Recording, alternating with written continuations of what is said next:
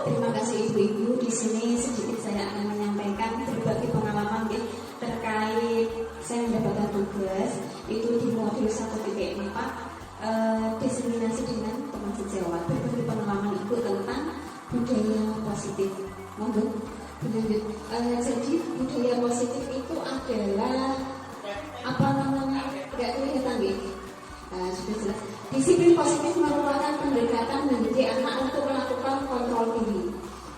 Jadi ibu-ibu, kalau kita dengar kata disiplin, bayangan kita itu pasti tentang tata tertib atau peraturan.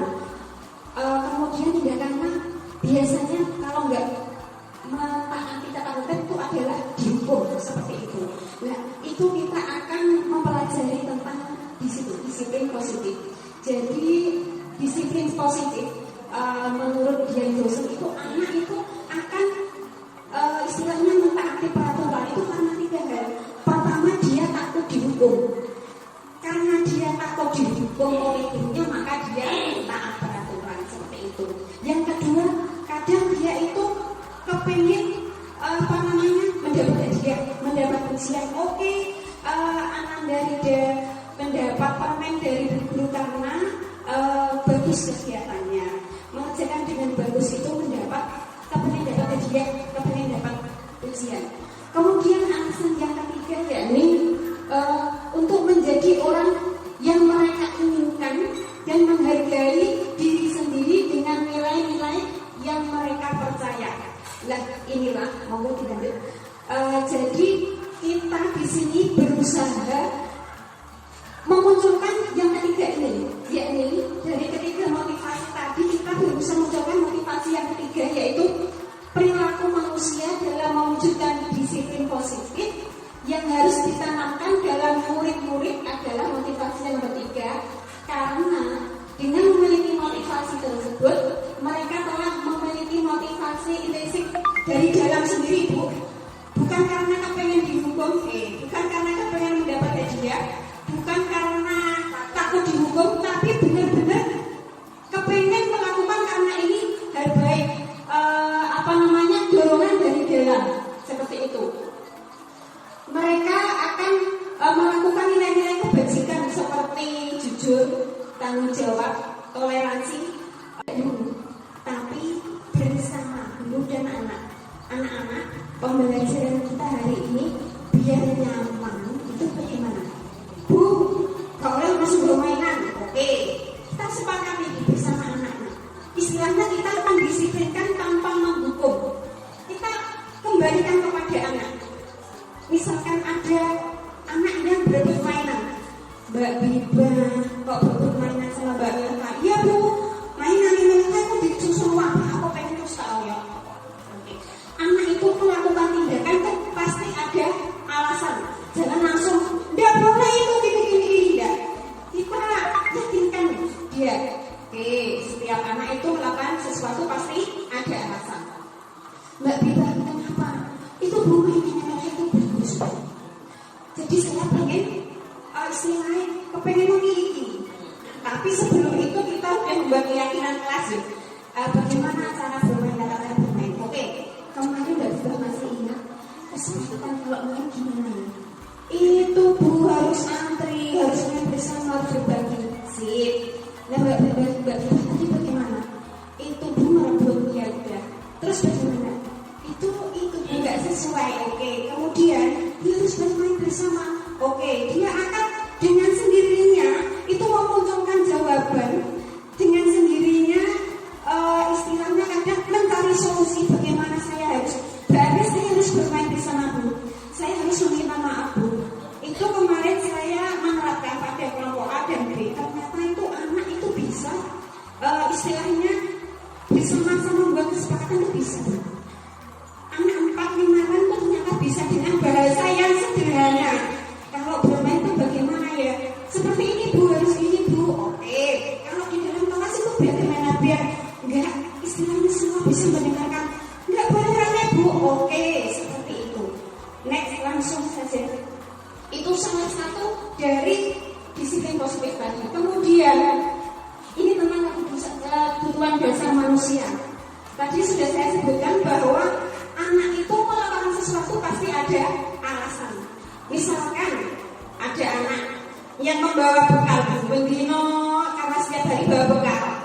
Si A bendino digawani ibuke bekal ngono terus. Si B bervariasi, ibuke kreatif.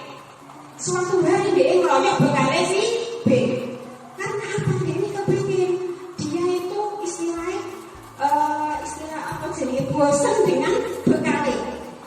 Karena kebutuhannya dengan itu bekal bermacam-macam tidak terpenuhi. Dia terus akhirnya ngeroyok bekalnya. Koncone itu salah satu guru di sini harus istilahnya paham, oh anak melakukan tindakan seperti ini karena kebutuhannya tidak terpenuhi. Dulu muridnya Bu B yang sudah naik kelas S itu ada setiap hari mencari perhatian.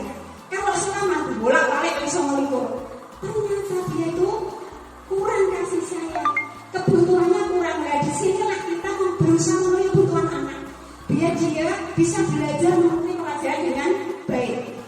Anak itu nak kebutuhannya harus terpenuhi. Kelima kebutuhan ini dia bertahan hidup, kasih sayang, kebebasan, terusan kesenangan, penguasaan itu kalau terpenuhi dengan sendirinya dia akan istilahnya mengikuti pembelajaran dengan baik.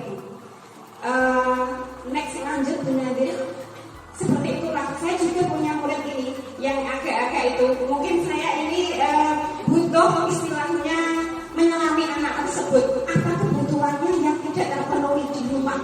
Biasanya ini dari rumah ini yang tidak terpenuhi biasanya seperti itu. Nah kita sebagai guru harus bisa istilahnya kalau baru datang storytelling ya Bu ya. Halo, apa kabar, selamat pagi. Pagi Bu, tadi diantar siapa? Bangunnya bagaimana? Bangun sendiri apa dibangunkan? Mandi sendiri atau dimandiin Bunda? Kita istilahnya apa namanya membangun kedekatan dengan anak emosional. Kalau sudah membangun kedekatan nanti apa-apa dia akan lapor kepada kita. Tidak ada rasa takut. Bukannya tidak takut terus dia itu tidak berarti menghormati guru, merasa gimana ya, diperhatikan gitu seperti itu ya. Kemudian tadi kebutuhan dasar sudah. Kemudian dari budaya positif Bu, itu ternyata salah satu mempelajari modul ini itu ada yang namanya restitusi.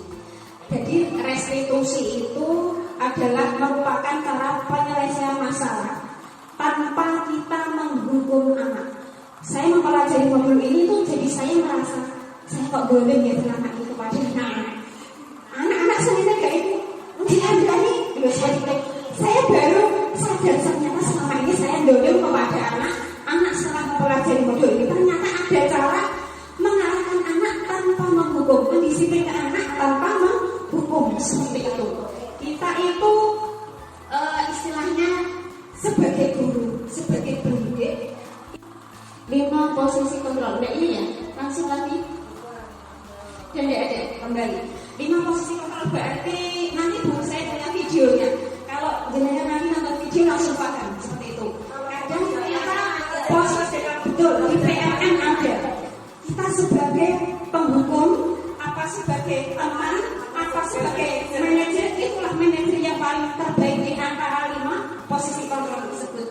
Kemudian segitiga restitusi tadi itu tahapan-tahapannya yaitu yang sudah saya praktekkan di kelompok B dan A, yaitu pertama menstabilkan identitas. Jadi anak itu melakukan sesuatu pasti ada alasan. Setiap anak melakukan tidak hanya dia saja yang melakukan terus merebut mainan, tidak hanya dia saja, mungkin teman-teman yang lain juga iya. Jadi kita nggak harus langsung main. Yang kedua validasi tindakan yang salah. Next Bu Nadir langsung ya. Jadi untuk apa namanya segitiga restitusi beserta contohnya nanti di video saya ada itu rinci langkah-langkahnya apa yang harus ditanyakan beserta taktiknya saya ada di video nanti bisa saya share. Kemudian harapannya kontrol jenengan posisinya sebagai manajer kalau di BMM ada jenengan menerapkan segitiga restitusi itu harapannya adalah guru bisa memposisikan diri sebagai manajer dengan memberikan pertanyaan-pertanyaan yang bermakna kepada murid sehingga murid bisa berkata jujur. Dengan sendirinya dia jujur mandiri, percaya diri dan bertanggung jawab. Dia dengan sendirinya akan mencari solusi. Oh berarti saya seperti ini Bu harusnya. Dia salah, kita nggak mencarikan solusi. Biasanya kalau ada anak kelas kita seperti ini. Kamu harusnya seperti ini. Kamu minta maaf, kamu gini-gini. Itu guru yang mencarikan istilahnya solusi. Tapi itu kalau ini enggak, anak sendiri punya inisiatif itu ada kata-kata stimulan nanti yang bisa diberikan kepada anak itu. Seperti itu. Nah, dari keyakinan kelas kemudian nanti akan timbul bisa disusun keyakinan sekolah. Jadi keyakinan sekolah itu enggak guru, enggak sekolah yang buat, tapi semua warga sekolah. Jadi bareng-bareng. Nah, kalau ada yang istilahnya enggak mengikuti keyakinan tersebut dengan sendirinya, oh saya yang buat, paling enggak seperti ini seharusnya. Dari keyakinan sekolah tadi akan tercipta lingkungan yang positif. Saya itu punya instruktur di sekolahnya itu enggak ada guru yang marah Ibu, semua adem ayem. Kita akan menonton video Ibu yang di ini. Ini benar. Nah, ini adalah video mungkin di BPM ada, yaitu video tentang 5 posisi kontrol kita saat berada di sekolah. Seharusnya kita berada pada posisi yang mana seperti itu. Kita bisa melihat dari ini. Saya paham pas saat melihat ini, oh saya seharusnya berada pada posisi ini seperti itu. Ya. Sangat bahagia Ibu dan Bapak Guru hebat dalam penerapan disiplin salah satu program yang digunakan adalah 5 posisi kontrol. 5 posisi kontrol dalam institusi adalah proses perjalanan seorang pendidik agar dapat mengenali dirinya. Pada video kali ini kita akan membahas tentang 5 posisi kontrol yang dikembangkan oleh Diane Gosser dan contoh penerapannya.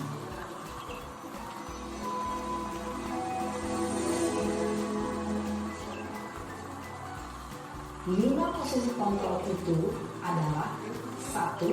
Posisi penghukum, 2.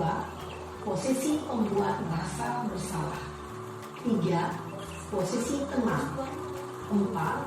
Posisi pemantau atau monitor, dan 5. Posisi manajer. Untuk lebih memahami kelima posisi tersebut, mari kita saksikan kasus Naren yang terlambat hadir 20 menit di sekolah dan melihat bagaimana kelima posisi kontrol dalam menghadapi masalah tersebut.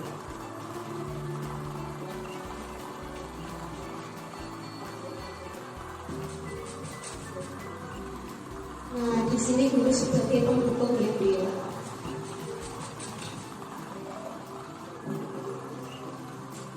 Naren, sini kamu. Selamat pagi Bu. Selalu terlambat. Kamu deh pasti terlambat. Maaf Bu, saya Apa? Apa coba? Alasan kamu apa lagi? Kapan sih kamu tidak terlambat? Malas sekali ya kamu jadi anak. saya Dasar pemalas. Gak kapok-kapok sih kamu. Sudah berapa kali terlambat? Sana, kamu keliling lapangan basket 2 kali. kenapa saya harus keliling lapangan basket Bu? Kenapa? Kamu bukan ibu. Berani-beraninya jawab. Sudah terlambat, masih berani jawab. Pergi sana ke lapangan basket. Posisi penghukum biasanya berbicara dengan nada tinggi, menghardik, menunjuk-nunjuk, menyakiti, dan menyindir. Hukuman bisa berupa fisik maupun psikis. Ibu dan Bapak Guru hebat, dampak yang terjadi pada murid ketika guru berada pada posisi penghukum adalah murid cenderung akan memberontak, bahkan menyimpan dendam.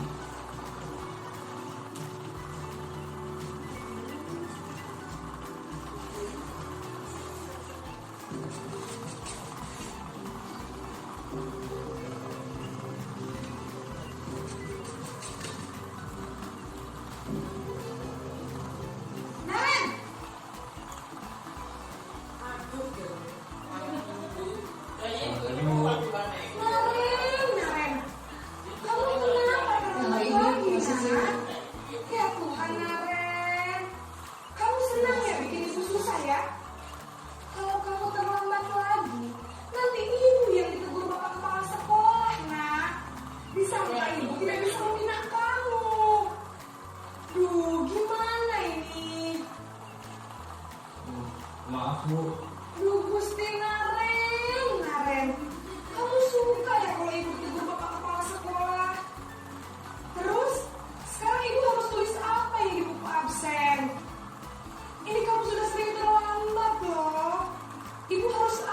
Coba.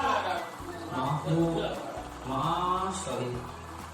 Ya sudah, lain kali jangan bikin ibu susah lagi ya nak ya. Ibu tidak akan kuat lagi kalau kamu begini terus. Bisa jantungan kalau ibu bapak kelas sekolah.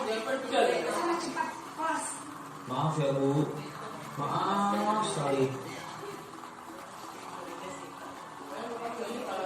Posisi pembuat rasa bersalah berbicara dengan nada tenang, cenderung lembut. Namun kata-kata yang diutarakan membuat murid merasa menjadi orang yang gagal, memandang buruk dirinya sendiri, merasa tidak berharga, dan tidak sanggup membahagiakan orang lain.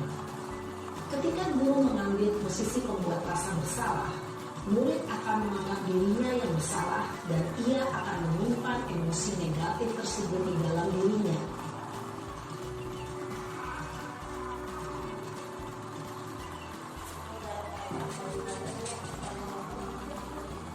Ini posisi yang tricky, yaitu posisi sebagai teman. Naren!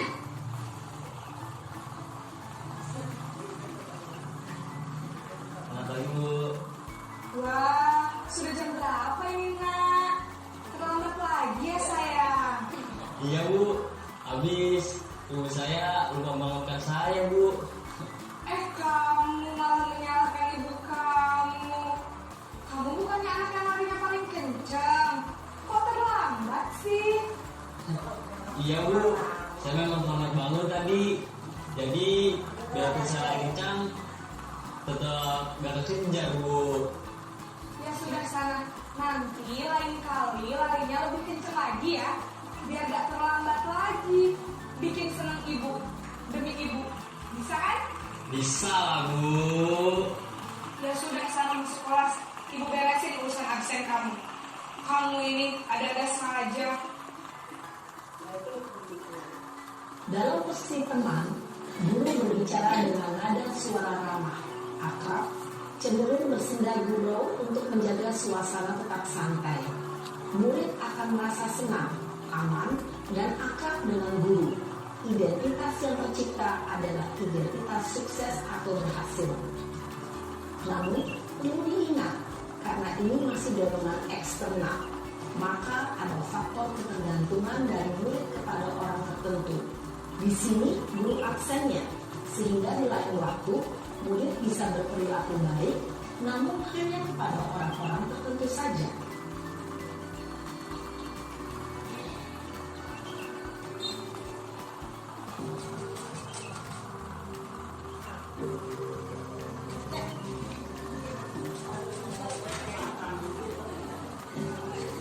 Ini posisi yang keempat, yaitu sebagai pemantau.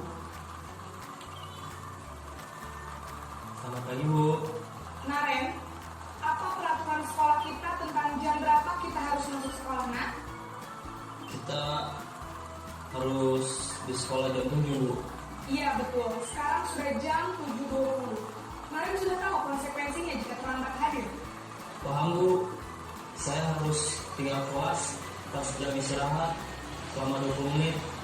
Iya benar, konsekuensinya demikian.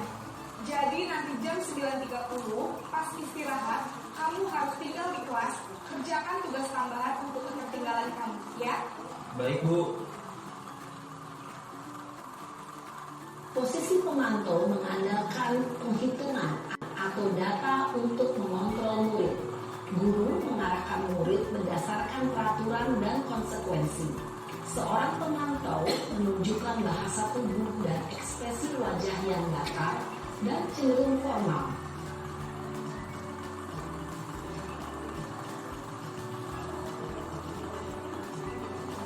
Ini adalah posisi yang terakhir, posisi yang paling baik, yaitu sebagai manajer.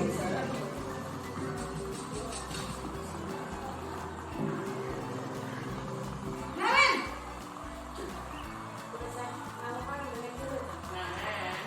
Selamat pagi Bu. Selamat pagi Naren. Maaf Bu, saya terlambat.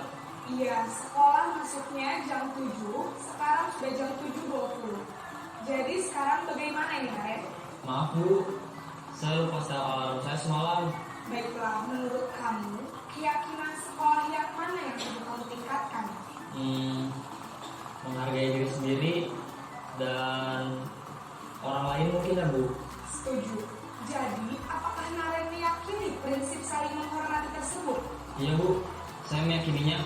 Apakah Naren bersedia memperbaiki masalah keterlambatan ini? Bersedia Bu. Bagaimana kamu akan perbaiki masalah keterlambatan ini? Saya akan coba untuk tidak lupa menyetel alarm saya Bu. Baik, kalau Naren lupa menyetel alarm di rumah, ada orang yang kira-kira bisa bantu mengingatkan tidak? Ada Bu, kakak saya, Kak Emma. Ada lagi selain Kak Emma? Selain Kak Emma, ada ibu saya. Baik, jadi yang mengingatkan Naren adalah Kak Emma dan ibu kamu ya. Kira-kira akan mulai set alarm kapan nih Naren? Setelah pulang sekolah, akan segera saya lakukan. Baik, jadi Naren akan setel alarm untuk bangun besok pagi dan akan diingatkan oleh kakak dan ibu dan Naren ya. Ada lagi yang mungkin perlu dilakukan Naren agar tidak terlambat bangun lagi? Tidak ada Bu. Baik Naren, terima kasih untuk kerjasama kamu. Sekarang kamu perlu kembali ke kelas untuk belajar. Baik Bu, terima kasih. Kemudian ibu-ibu jadi kita dari video tadi kalimat posisi contoh yang paling baik itu adalah di posisi manajer. Jadi tadi sudah sangat jelas sekali apa yang harus kita lakukan tatkala anak itu melanggar kesepakatan keyakinan kelas atau kesepakatan kelas begitu ya. Demikian diri saya karena setelah